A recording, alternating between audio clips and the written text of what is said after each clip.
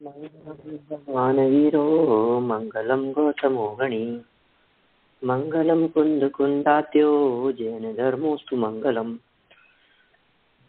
सर्वमंगल मांगल्यम सर्व कल्याणकारिकम प्रधानम सर्वधर्मानां जैनम जयतु शासनम जयतु।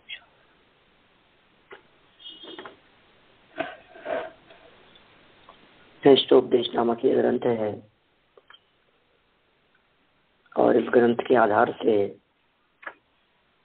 हम यहाँ 18 नंबर के सूत्र की चर्चा कर चुके थे। आगे बढ़ते हैं हम 19 नंबर के सूत्र से, 19 नंबर के श्लोक से।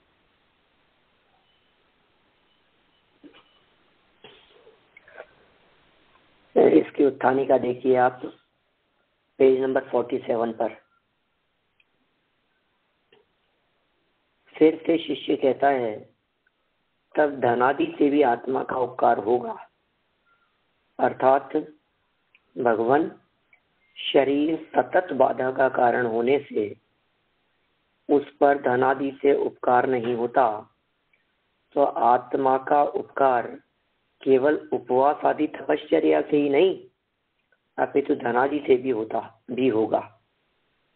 आत्मा का अर्थात जीव का उपकार अर्थात अनुग्रह होगा, ऐसा अर्थ है।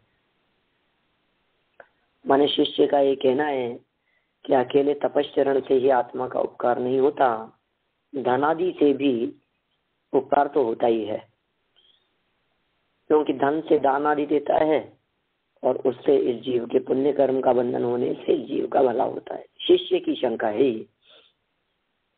आचार्य उसका उपकार उत्तर देते हुए कहते हैं, गुरु कहते हैं वैसा नहीं है, अर्थात तू धनादि से आत्मा का उपकार होना मानता है, परंतु वैसा नहीं है,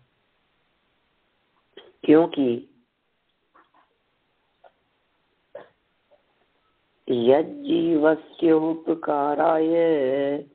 तद्देहस्यापकारकम् यद्देहस्योपकाराय तज्जीवस्यापकारकम्। कि करे आत्म उपकार जो, उससे तन अपकार, और जो उपकारक देह के उनसे आत्म अपकार। माने देह के उपकार से आत्मा का अपकार है और आत्मा के उपकार से देह का अपकार है, ऐसा कहना चाहते हैं। जो जीव को उपकारक है, अन्वयार्थ पढ़ रहा हूं, जो जीव को उपकारक है वह देह को अपकारक है, तथा जो देह को उपकारक है वह जीव को अपकारक है। टीका देखिए, जो अनशनादि तप का अनुष्ठान जीव को पुराने तथा नए पापों को नाश करने में तथा दूर करने में कारणभूत होने से जीव को उपकारक है, वह देह को ग्लानि आदि का कारण होने से अपकारक है। समझ में आई बात है? देखो, अनशनादि अनुष्ठान किए और उससे जीव के तो पाप कर्मों का नाश होगा, उसके लिए कारण है वो अनशनादि अनुष्ठान, तो जीव के लिए उपकार हुआ। अनशन करना जीव के लिए उपकारक है, वह देह को ग्लानि आदि का कारण होने से अपकारक है, और जो धनादिक भोजनादि के उपयोग द्वारा क्षुधादि पीड़ा को नाश करने का कारण होने से। अब देखो, ये अब किसकी बात कर रहे हैं? अब शरीर के उपकार की बात कर रहे हैं। धनादिक से शरीर को भोग सामग्री की प्राप्ति होगी, क्षुधादि दूर होंगे, तो वो शरीर का उपकार है। जो शरीर को उपकारक है, उस धन के उपार्जन में पाप उत्पन्न होता होने से और वह पाप दुर्गति के दुख का कारण होने से जीव को अपकारक है। इसलिए धनादिक द्वारा जीव के उपकार की गंध भी नहीं है, अपितु धर्म का ही उस पर उपकार है, ऐसा जानना।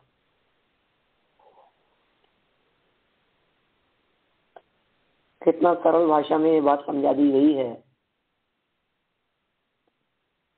जीव का उपकार होगा तो देह का अपकार होगा ही होगा। आप देह का उपकार करोगे, आप प्रैक्टिकल सोचिए, देह का उपकार करोगे तो आत्मा का अपकार होगा। देह की भलाई में आत्मा की भलाई नहीं है, आत्मा की भलाई में देह की भलाई नहीं। जिन जीवों का उपयोग देह से हटकर अपने भगवान आत्मा की तरफ लगता है, वो लोग देह की परवाह नहीं करते। जिनका उपयोग अपने त्रिकाली ध्रुव आत्मा में लगा होता है, वो शरीर की तरफ उपयोग न देने के कारण शरीर को गलने देते हैं, शरीर का बुरा होने देते हैं, शरीर को भूखा रहने देते हैं, उपवास करते हैं, शरीर क्रश होता है उसकी परवाह नहीं करते हैं। ये कैसा अपकार हो रहा है शरीर का। और हम लोग शरीर का उपकार करते हैं तो आत्मा को भूल जाते हैं। परस्पर विरोधी हैं। आप किसे याद रखते हैं, शरीर को याद रखते हैं या गायब भगवान आत्मा आपको याद आता है? इस बात का अपने को बराबर विचार करना चाहिए। देखिए, दिन रात शरीर शरीर शरीर शरीर को संभालते रहते हैं। श्रीमद जी के पास में एक व्यक्ति इसी तरह की बात लेकर के आए तो श्रीमद जी ने उसका जवाब इस प्रकार से दिया। उससे पूछा कि तुम मुझे बताओ, तुम्हारे सामने या तुम्हें कोई व्यक्ति बाजार से दूध लाने के लिए, घी लाने के लिए कहे, घी की बात समझो। बाजार से लौटते हुए तुम्हारे एक हाथ में घी से भरा हुआ प्याला है, बर्तन है, और दूसरे हाथ में पानी से भरा हुआ बर्तन है। रास्ते में ठोकर लगने पर तुम कौन से बर्तन को संभालोगे? बोलो, क्या जवाब होगा? श्रीमद जी ने प्रश्न किया था। श्रोता, सरल बात है, कोई भी यही कहेगा हम घी वाले बर्तन को संभालेंगे, पानी या छाछ वाले बर्तन को तो नहीं संभालेंगे। एक में घी था, दूसरे में छाछ था, और घी वाले को संभालेंगे। तुरंत जवाब दिया, अरे भैया, वहां तो बड़े होशियार हो, और यहाँ जो अपना आत्मा असली घी के समान है उसकी परवाह नहीं करके इस छाछ के समान निस्सार, बेसार, सार रहित, प्रयोजन रहित इस देह के पीछे पड़े रहते। नहीं है हमारी ऐसी हालत। दिन रात इस पड़ोसी के चक्कर में अपने काम बिगाड़ रहे हैं। इस पड़ोसी के चक्कर में हम अपना सब कुछ काम बिगाड़ रहे हैं। इस देह के प्रति अपनापन को भी आचार्यों ने अग्रहित मिथ्यात्व कहा है। ये ग्रहित मिथ्यात्व नहीं है शरीर के प्रति अपनापन। हाँ, इस वर्तमान शरीर के प्रति अपनापन तो नवीन है, किंतु संतति से, परंपरा से चले आए हुए शरीरों के साथ में अपनापन अनादिकाल।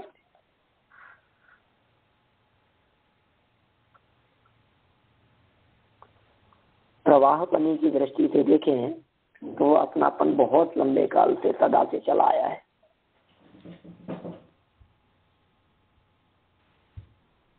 देखिए, अंतिम लाइनों के अंदर कितनी सुंदर बात कह दी है कि पाप दुर्गति के दुख का कारण होने से जीव को अपकारक है वो धन। इसलिए धनादिक द्वारा जीव के उपकार की गंध भी नहीं है, अपितु धर्म का ही उस पर उपकार है। दो चीजें हैं, इस जीव का उपकार धर्म से या धन से। हम तो हमारे महाविद्यालय के विद्यार्थियों में इस प्रकार का डिबेट कंपटीशन रखवाते हैं।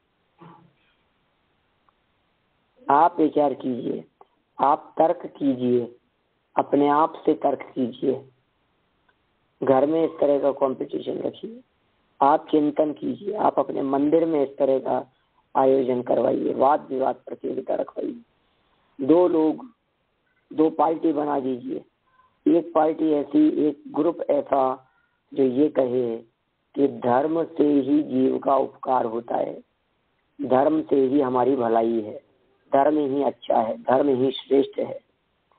और दूसरा पक्ष यह कहे कि वर्तमान समय में धर्म की कुछ उपयोगिता नहीं है, आज के समय में तो धन ही सर्वोपरि है, धन से ही काम होता है, धन से ही हमारी भलाई है। नहीं हो सकते ये दो पक्ष, है ना। इस तरह की दोनों विचारधाराओं वाले लोग मिलेंगे ना दुनिया में, आपस में तर्क करें, फिर एक दूसरे के तर्कों को काटें, बहुत सुंदर इस प्रकार का आयोजन हो सकता है। मैंने बड़ा गजब का चिंतन निकल करके सामने आता है। लोगों को इसके लिए भी बहुत तर्क मिल जाते हैं कि धन ही भलाई का कारण है।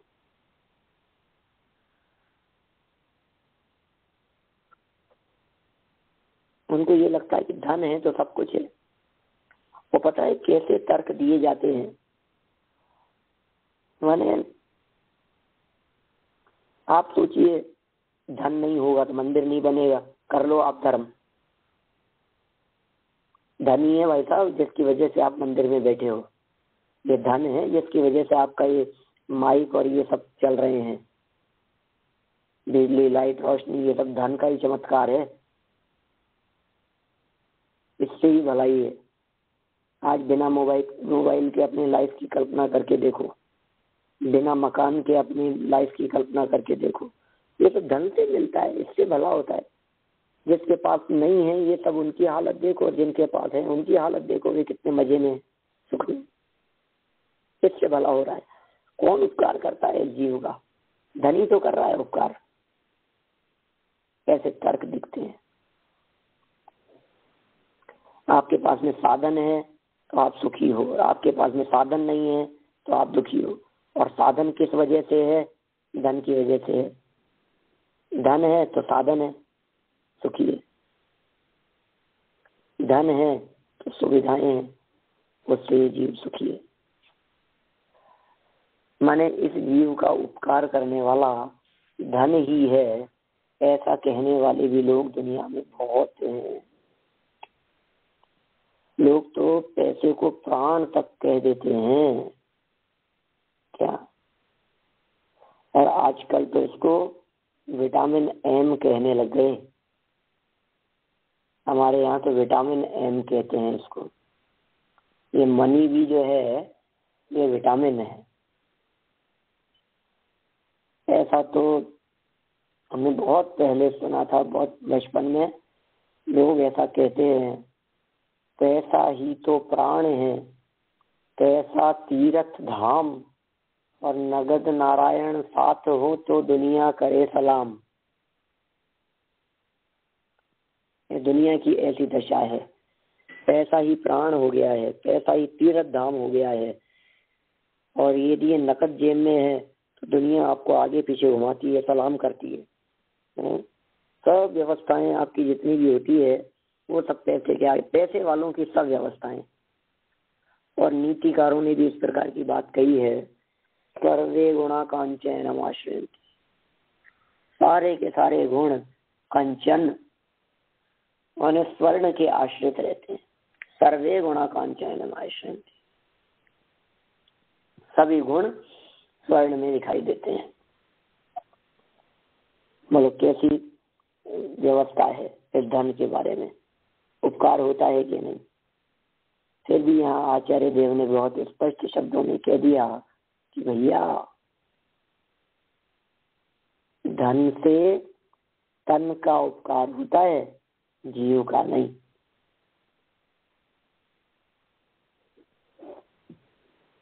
जिसके लिए आप समझ रहे हो कि ये जीव का उपकार है, वस्तुतः वो जीव का उपकार नहीं है, वो तन का उपकार है। तन मतलब शरीर, शरीर का ही उपकार है वो तो। आप ये सोच रहे हो जीव की भलाई, अरे जीव की भलाई हो कहाँ गई? देह देह की भलाई हो रही है वो तो। शरीर का उपकार हो रहा है।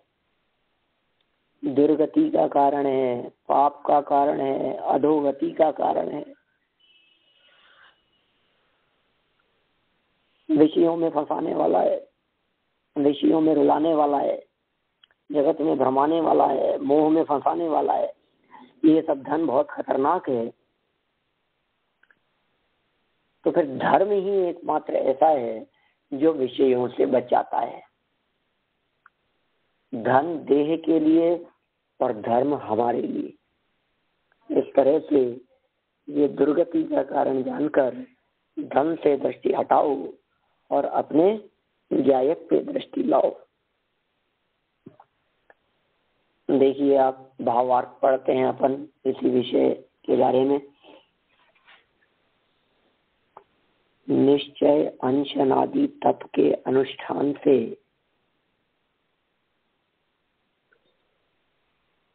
पुराने तथा नए कर्मों का अभाव होता है, इसलिए वह जीव को उपकारक है। आप ये उपकारक और अपकारक शब्दों का भाव वासन तो समझ पा रहे हैं ना? उपकार माने भलाई दिखता है अपने को, भलाई के अर्थ में प्रयोग किया है यहाँ। भला कर, हाँ, भला करने वाला। हाँ, सही होगी। निमित्त जीव को उपकारक है माने जीव के लिए हितकारी है, निमित्त है, सहयोगी है। और अपकार शब्द ये उपकार का अपोजिट है। अब ये जो अपोजिट वर्ड दिया है अपकार, ये बुराई है, अहितकर है। ब्रैकेट में दे भी दिया इन्होंने भावार्थ की तीसरी लाइन के अंत में। अपकारक माने अहितकर, बुरा करने वाला। कैसे जीव का भला हो रहा है अनशन आदि से? कि कर्म निर्जरित हो रहे हैं।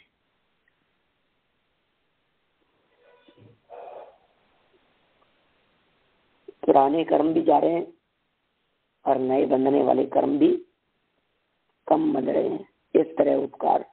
लेकिन ये किससे हुआ उपकार? भूखे रहने से, मतलब अनशन से, उनोदर से, वृत्ति परिसंख्यान से, रस परित्याग से। इससे कर्म निर्जरित हुए तो जीव का भला हुआ। लेकिन इससे शरीर क्षीण हुआ तो शरीर का अपकार हुआ, शरीर के लिए अहितकारी हुआ।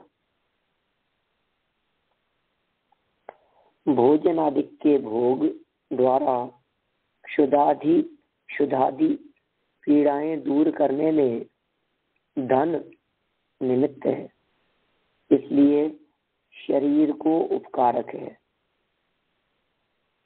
परंतु वह धन कमाने में पाप होता है और पाप से दुर्गति के दुखों की प्राप्ति होती है, इसलिए धनाधिक जीव को अपकारक अहितकर है।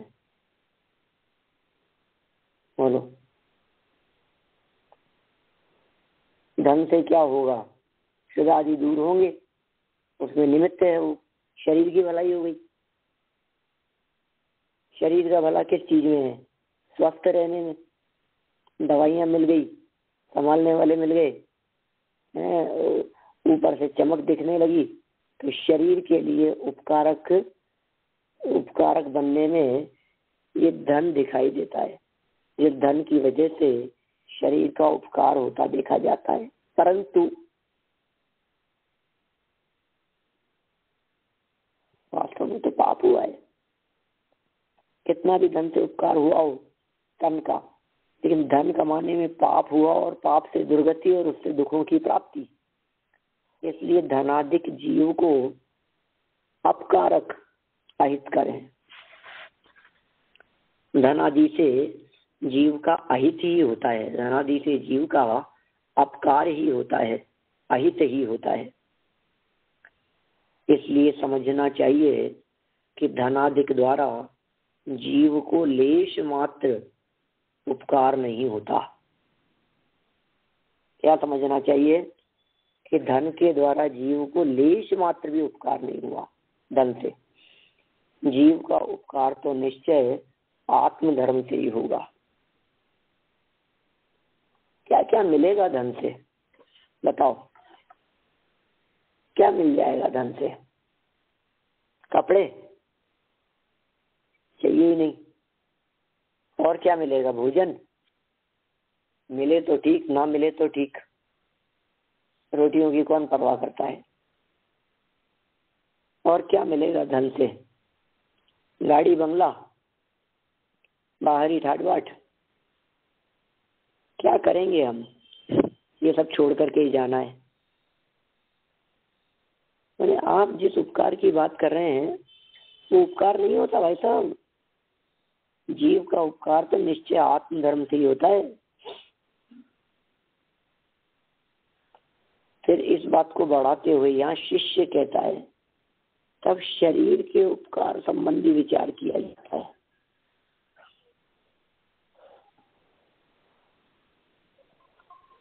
भगवान यदि ऐसा हो तो शरीर वास्तव में धर्म का आद्य साधन है। ये बहुत प्रसिद्ध पंक्तियां हैं, आपने सुनी होगी। ये जो लाइन कही जा रही है यहाँ,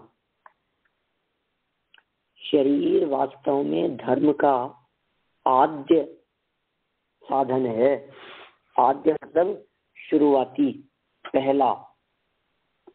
इस कथन से उसका माने रोग आदि से नाश होने का रोकने का प्रयत्न किया जाता है और शरीर के रोगादिक अपायों को माने बाधाओं को दूर करना भी मुश्किल नहीं, ऐसा वाक्य है।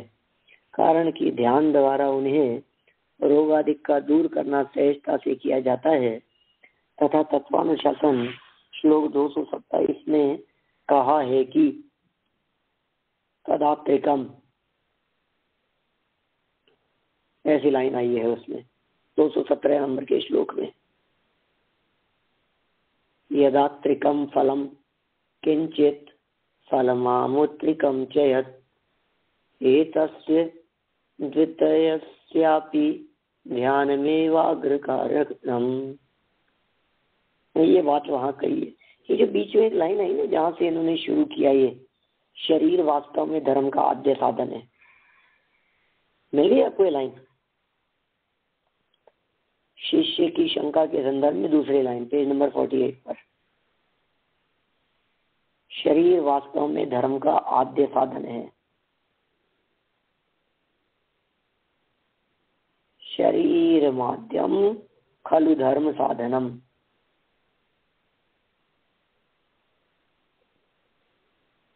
शरीर माध्यम खलु धर्म साधनम, तो ना, शरीर माध्यम खलु धर्म साधनम। लोग इसका साफ साफ स्पष्ट अर्थ करते हैं। शरीर माध्यम,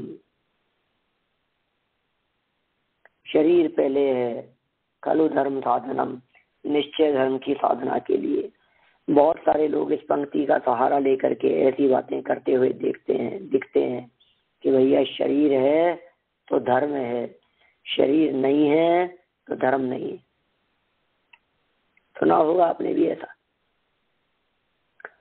आप यदि धर्म करना चाहते हो तो शरीर को संभालो, शरीर नहीं संभलेगा तो धर्म भी नहीं होगा, और शरीर ठीक रहेगा तो धर्म ध्यान कर सकते हो। अब बोलो क्या करना? व्रत उपवास आदि करने वाले लोगों के घरों में इस प्रकार के वाक्य अवश्य कहे जाते हैं। जो लोग बहुत व्रत करते हैं, उपवास करते हैं, संयम साधना से रहते हैं, मर्यादा से रहते हैं, पूरे एक एक महीने एक टाइम भोजन करते हैं, तो पता है उनके घर वाले क्या कहते हैं? हम पहुंचते हैं तो हमसे कहते हैं पंडित जी आप ही समझाओ, अभी इतना इतना करते हैं, ये बीमार पड़ जाएंगे तो फिर कुछ भी नहीं कर पाएंगे, आप ही समझाओ इनको। शरीर है तो धर्म ध्यान होता है, शरीर नहीं चलेगा तो धर्म ध्यान भी नहीं हो पाएगा। बोलो आप लोग भी ऐसा उपदेश देते होंगे? यहाँ कह रहे हैं भाई साहब वही प्रॉब्लम है। ये जैनियों का वाक्य नहीं है, शरीर माध्यम। आप इन्हें कोई जैन वाक्य मत समझ लेना कि शरीर पहले है और आत्मा बाद में, ऐसा नहीं। हाँ, आत्म ध्यान के लिए शरीर को भी संभालना आवश्यक है, शरीर को भी संभालना चाहिए, वो भी होना चाहिए। और ये यहाँ लोगों का तर्क शिष्य के मुख में रखा है, सच ही कहते हैं लोग, ऐसा लगता भी है। जब हम शिष्य की बात पढ़ते हैं तो वो बात सच्ची लगने लगती है, किंतु जब आचार्य देव उसका निषेध करते हैं तो फिर परम सत्य का उद्घाटन होता है। जो शंकाएं हमारे चित्त में घर की हुई हैं, बस उन्हीं को यहाँ शिष्यों के मुख में डाल दिया है। हमें लगता है यार देखो कैसी बात कर रहे हो, शरीर ठीक नहीं रहता है क्या?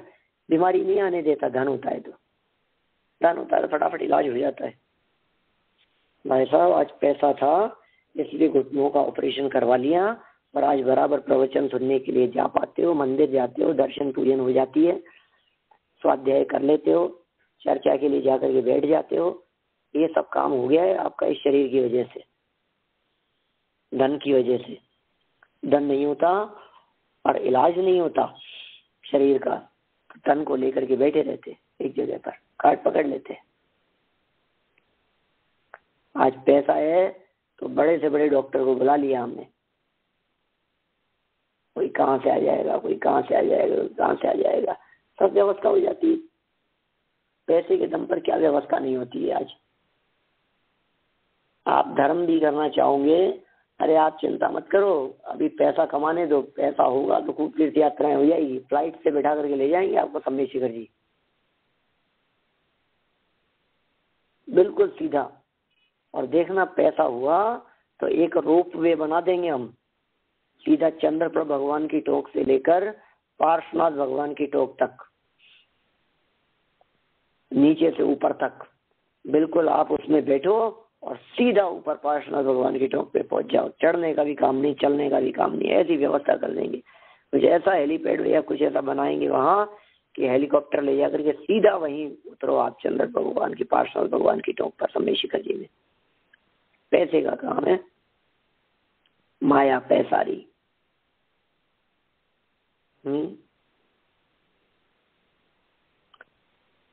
बोलो दुनिया किसकी पुजारी है? ये सारी माया पैसे की दिखाई देती है।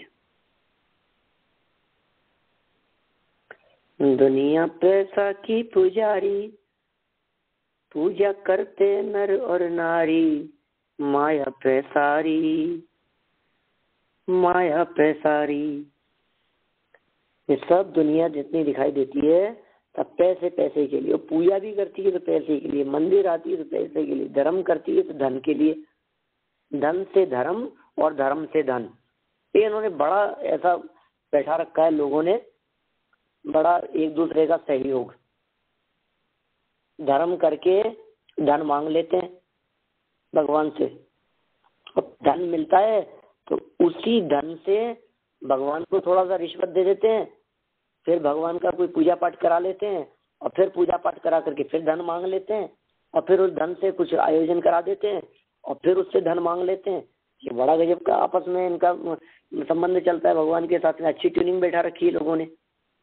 ऐसा होता है, कैसा बैठाते हैं लोग ये व्यवस्था। और अपनी तो सेटिंग है भगवान के साथ में कि क्या सेटिंग है, वो 10% का अपन ने कर रखा है ऐसा एडजस्टमेंट। जितना अपने मैं भगवान का अनुष्ठान कराता हूँ, भगवान अपने को प्रॉफिट करा देते हैं, 1 लाख का प्रॉफिट हो जाता है, तो उसमें से अपन 10,000 दे करके भगवान को आगे की 1 लाख रुपए की कमाई की डिमांड रख देते हैं। फिर भगवान 1 लाख की कमाई करा देता है, फिर उसमें से 10,000 भगवान के नाम पे खर्च कर देते हैं। वाह भाई वाह, कैसे भक्त कैसे भगवान भगवान भी बिक गए, ऐसा है। माने जगत जनों को धन से ही धर्म होता हुआ दिखाई देता है। क्या करें भाई, देखिए जरा पढ़ते हैं क्या कहते हैं आगे। जो इस लोक संबंधी फल है और जो परलोक संबंधी फल है, उन दोनों फलों का प्रधान कारण ध्यान ही है। क्या? परलोक संबंधी फल है, उन दोनों फलों का, इस लोक का भी और परलोक का भी प्रधान कारण तो ध्यान ही है। ध्यान के लिए कुछ भी दुर्लभ नहीं है। ध्यान करने से सब सुलभता है। ध्यान के लिए कुछ भी दुर्लभता नहीं है ध्यान में। इस विषय में आचार्य निषेध करते हैं कि वैसा नहीं है। ध्यान के द्वारा शरीर का उपकार नहीं, चिंतन करना चाहिए, ऐसा अर्थ है। मन देखो, व्यक्ति ध्यान भी करता है ना, आजकल बहुत चलने लगा है ध्यान। ध्यान की बहुत परंपराएं चलने लगी है। ध्यान के बहुत शिविर लगने लगे हैं, ध्यान के लिए आयोजन होने लगे हैं, ध्यान की कक्षाएं लगने लगी है। सब ध्यान ध्यान ध्यान, लोग को ऐसा लगता है कि भाई आत्म ध्यान आत्म मेरा, आत्मा का ध्यान करो, आत्मा का ध्यान करो। मैंने कितना ध्यान की बातें चलने लगी है। और किस लिए करते हैं? मैंने उन ध्यान के शिविरों में बहुत लोगों से ये बात सुनी है कि आप देखो ध्यान करोगे तो आपका ब्लड प्रेशर सही रहेगा, ध्यान करोगे तो एसिडिटी नहीं बनेगी, ध्यान करोगे तो शरीर ठीक रहेगा।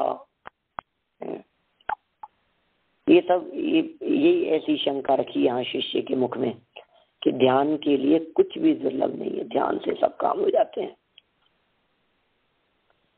ध्यान करोगे काम हो जाएगा, ध्यान करोगे जैसा चाहोगे वैसा हो जाएगा। इसलिए ध्यान कितना उपयोगी है, ध्यान से कितने काम होते हैं, ध्यान से कितना लाभ मिलता है। तो आचार्य देव उसका निषेध कर रहे हैं, भैया आप धोखे में हो, आपने गलत प्रकार का ध्यान समझ लिया। इस प्रकार का ध्यान ध्यान नहीं है, हम इस प्रकार के ध्यान की बात नहीं करते हैं।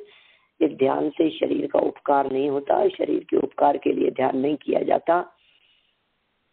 आप शरीर के उपकार के लिए ध्यान करना चाहते हैं, लेकिन हम आपको कहना चाहते हैं कि शरीर के उपकार के लिए ध्यान मत करो, आत्मा के चिंतन के लिए ध्यान करो। ध्यान चिंतन के लिए किया जाता है, ध्यान आत्मा के लिए किया जाता है। ध्यान रोग दूर करने के लिए नहीं। ब्लड प्रेशर दूर करने के लिए आप ध्यान करना चाहते हैं, ये ध्यान शरीर के लिए। गलत फहमी में आप, धोखे में हैं आप।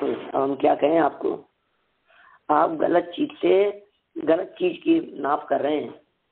आप गलत दुकान पर खड़े होकर के दूसरी चीज की, गलत चीज की डिमांड कर रहे हैं। अरे साहब ध्यान तो बहुत उत्कृष्ट चीज है, क्या नहीं हो सकता इससे। ये ऐसी मूर्खों जैसी बातें हैं। जो कोई मूर्ख व्यक्ति डायमंड के शोरूम पर जाकर 1 लीटर दूध मांगता है तो मिलेगा कि नहीं उसे? बोलो, डायमंड शोरूम पर चला गया 1 लीटर दूध लेने के लिए, नहीं मिलेगा। क्या जवाब मिलेगा? जवाब ये मिलता है, अरे भैया नहीं है हमारे यहाँ, हम नहीं रखते। अरे कैसी बात करते हो, करोड़ों का व्यापार है आपका, 1 लीटर दूध नहीं? ये कैसा शोरूम है? इतना बड़ा शोरूम, इतना बड़ा काम, और 1 लीटर दूध नहीं? अरे भैया वो करोड़ों का काम हो सकता है, लेकिन 1 लीटर दूध का काम नहीं हो सकता, वहां वो चीज नहीं मिलेगी। ऐसे ही, अरे साहब क्या बात करते हो, ध्यान करने से तो मोक्ष मिल जाता है, ध्यान करने से तो भगवान बन जाते हैं, इसमें क्या दम है, घुटने का दर्द भी ठीक हो जाए। अरे तो लेकिन घुटने का दर्द ठीक नहीं हो सकता। अरे साहब हो जाता है सच में, हम बता रहे हैं आपको। आप ऐसे बैठो और इतनी देर ध्यान करो और फिर देखो, आप नहीं आपके कमर का दर्द ठीक हो गया तो कहना, अरे लेकिन भैया कमर का दर्द दूर करने के लिए ध्यान करना, उससे वो फल नहीं मिलता, वो उचित नहीं है, वो ज्ञानियों के लिए योग्य नहीं है। समझ में आ रही है बात? ध्यान के द्वारा शरीर का उपकार नहीं, चिंतन करना चाहिए। किसका चिंतन करना चाहिए ध्यान के माध्यम से? आत्मा का ध्यान करना चाहिए। इस बात को बतलाने के लिए ये आगे 20 नंबर का श्लोक कह रहे हैं। देखिए, मूल श्लोक पढ़ता हूँ, उसके अन्वयार्थ तक की बात करता हूँ मैं 2-4 मिनट में। इतश्चिन्तामणिर्दिव्य इतः पिण्याक खंडकम् ध्यानेन चेदुभे लम्भे लभ्ये कान्द्रियन्तां विवेकिनः चिंतामणि सा दिव्यमणि और खली के तूक संभव है सब ध्यान से किसे मान दे बुद्ध। क्या कह रहे हैं? एक और चिंतामणि, एक और दिव्य चिंतामणि है और दूसरी ओर खली माने खल का टुकड़ा है। यदि ध्यान द्वारा दोनों प्राप्त हो सके वैसे हैं तो विवेकी जन किसका आदर करेंगे। ना सुंदर श्लोक कह दिया है, इतनी मार्मिक बात कह दी है यहाँ पर। आप बताओ आप क्या लेना चाहोगे? अच्छा चलो ऐसे बतलाइए, हम आपको ये चीज तो नहीं समझा रहे हैं, आपको एक अलग उदाहरण से बात समझने की कोशिश करो। आपके पास में एक मंत्र है, जिस मंत्र को आप 2 बार बोलो तो आपको 2 तरह की चीजें मिल सकती है।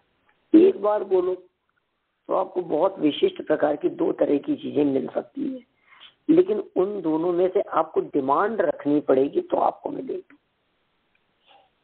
एक बार आप मांग सकते हो, 2 ऑप्शन आपको मिलेंगे। जैसे ऐसे स्कीम वगैरह में होता है ना इस तरह का, आपने स्क्रैच किया, कोई कूपन स्क्रैच किया और उसमें आपके सामने गिफ्ट आइटम्स आ गए, आपको इनमें से सेलेक्ट करके कोई भी एक चूज करना है। आपने चूज कर लिया, उसमें से एक ले लिया आपने, तो आप 2 चीजें मिल सकती है, 2 में से आप क्या पसंद करेंगे? अब हम आपसे पूछते हैं, एक तरफ आपको उसके माध्यम से, उस मंत्र के माध्यम से, उस चीज के माध्यम से, उस पेपर के बदले में समझ लीजिए बहुत बड़ी चीज मिल सकती है। या समझ लीजिए आप $1,00,000 मिल सकता है, $1,00,000। ठीक है, किसके बदले में? कुछ एक विशिष्ट कार्य के बदले में कि आपने एक काम किया है। अब आपके पास में 2 ऑप्शन है, एक तरफ है $1,00,000 और दूसरी तरफ आपके पास में ऑप्शन है $5। बोलो क्या लेना चाहोगे? तो मैंने डॉलर में कह दिया $1,00,000। क्यों $5 नहीं लेंगे? नहीं, अभी मैं इसको डॉलर की जगह और कुछ भी कह सकता था। हाँ, मैं ये भी कह सकता था कि एक तरफ तो मिलेगा आपको $1,00,000 और दूसरी तरफ मिल रही है आपको एक चप्पल की जोड़ी पहनने के लिए, स्लीपर। बोलो दोनों में से क्या पसंद करोगे? $1,00,000। अच्छा चलिए, अब ये कहें आपसे कि आपको ये दोनों चीजें मिलेगी, आप इस मंत्र का जाप करो, 15 मिनट आप इस मंत्र का जाप करो, आपको $1,00,000 प्लस चप्पल, एक बहुत सुंदर चप्पल मिलेगी। ऐसा कहने पर कौन समझदार व्यक्ति होगा जो चप्पल के लिए 15 मिनट ध्यान करने का प्रयास करेगा? कोई नहीं। दोनों चीजें मिल रही है आपको, एक नहीं, दोनों मिल रही है। अब ध्यान किसके लिए करोगे ये बताओ? अरे जो बहुमूल्य है उसी के लिए ध्यान करेगा, जो कीमती है उसी के लिए ध्यान करेगा। तो फिर अरे वो भी तो मिल रहा है, अरे मिल रहा होगा, उसमें क्या दम है, उसको कौन देखता है। बस इन्होंने यहाँ अन्वयार्थ में यही बात बतला दी है। अरे भैया, इस ध्यान के माध्यम से एक तरफ वो चिंतामणि समान भगवान आत्मा है, दिव्य चिंतामणि रत्न है जो आत्मा के समान है, उस आत्मा को चिंतामणि रत्न के समान कह दिया। और दूसरी तरफ खल कह दिया है। खल जानते हैं आप? खल क्या चीज है? भूसा। खल माने तिलों में से तेल निकल जाने पर जो बच गया है वो कहलाता है खल। उस टुकड़े को खल कहते हैं। खली बिना तेल वाली, कैटल फीड। हाँ। अब देखिए, एक और दिव्य चिंतामणि है और दूसरी और खली, खल का टुकड़ा है। यदि ध्यान द्वारा दोनों प्राप्त हो सके, यदि ऐसा है, तो विवेकी जन किसका आदर करेंगे? ये प्रश्न कर दिया। यहाँ ऐसा प्रश्न रख दिया गया कि ज्ञानी धर्मात्मा पुरुष किसका सम्मान करेंगे, किसका आदर करेंगे? बताओ। चिंतामणि का। चिंतामणि का आदर करें। बस इतनी बात यहाँ पर समझाना चाहते हैं। और इसका विशेष स्पष्टीकरण आगे टीका के माध्यम से किया गया है। अपन इस विषय को फिर आगे बढ़ाएंगे। ठीक है, अपन अगले सेशन में पढ़ेंगे। अभी की बात को विराम देता हूँ। जनवाणी।